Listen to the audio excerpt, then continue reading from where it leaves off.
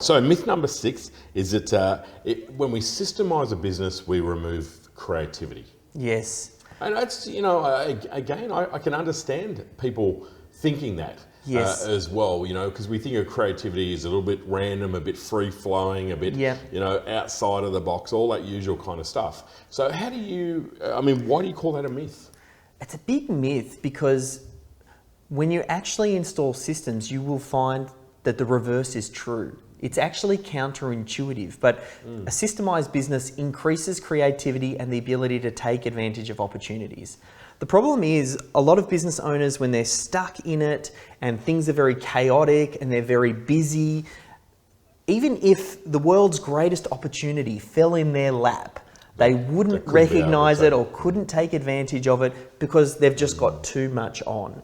There's no way that I could have gone to work full-time on Michael Gerber's business for 3 months unless we ran a systemised business. And I treated his business as though it was my business. And I did that for 3 months. And the only way I could take advantage of that, like if someone's watching this and they imagine who the Oprah is of their industry, if they came knocking on their door and said, I've got a project, I'd love to work together, most business owners, and that Oprah said, hey, I need you to work on this project for 3 months, most people just wouldn't be able to take advantage of that opportunity.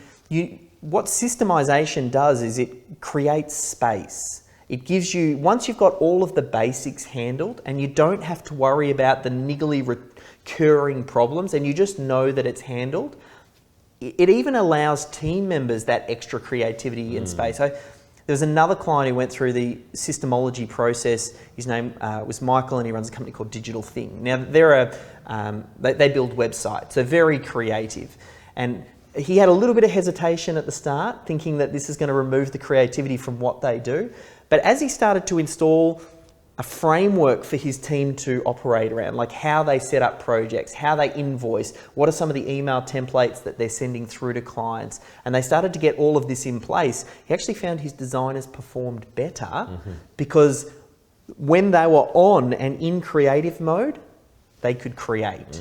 They didn't have to worry about other stuff going on, right? Exactly right. The periphery. Yeah. So very interesting. It's completely opposite to what people think. But it is counterintuitive because it does feel, having worked in creative spaces my life, throughout a lot of periods of my life, you tend to think anything that you feel is stifling instead of freeing. And I think that's, again, systemisation is about freeing up. And I remember reading a survey recently, which talked about what's the one thing that most small business owners want.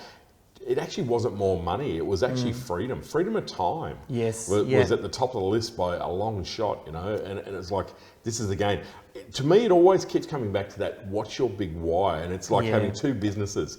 One is if you take a bird's eye view looking down, it's your current business. Yep. What does it look like and what's good and what's not? And then your future state. What do you really want your life and your business to look like?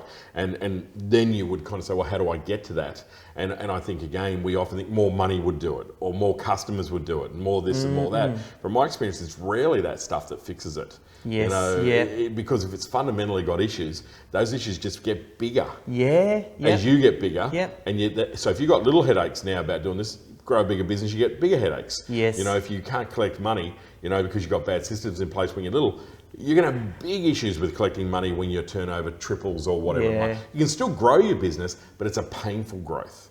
I find the sweet spot to start thinking about systemisation, because I come across that all too often. I've worked with some very large companies, like up to sort of 40 and 50 employees, and they still have operational problems that could very easily be changed with some good systems and processes. However, once they're at that size, it becomes harder and harder to change the culture. Yeah, I agree. Because at that point, you're kind of like, you want them to do it this way, but it's so ingrained the way that people are working there, chaotic, or that's the way that we've always done things. So the sweet spot is actually closer when you're sort of in that range, anywhere I'd say from probably about 3 staff all the way up to maybe 12, 14 staff, somewhere around there. If you start getting the right foundations in place at that part, you'll actually skyrocket through that next phase as you start to scale. Really interesting, isn't it?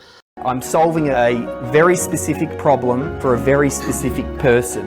You have target audience that is clear, you know what you're selling and who you're selling it to, and you now are at a point where this is kind of working. My dream is to free all business owners worldwide from the daily operations of running their business. Then once the business gets to a certain size, that's when it needs to be handed over to someone to grow it through to the next level.